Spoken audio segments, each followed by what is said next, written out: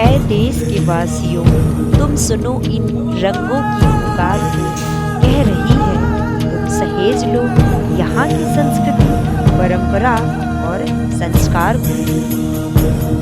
फिजाएं ले सुगंध दूर चमन को आई, फुहारे खोल के गुलकंद गगन से ले आई, हमारी शान तिरंगा जो खुल के लहराई, हवाएं मंद मंद झूम।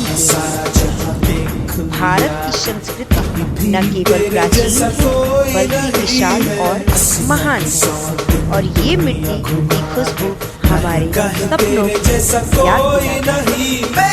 और यह मिट्टी के रंग कल्पना, कलात्मकता और सौंदर्यानुभूति का माध्यम है।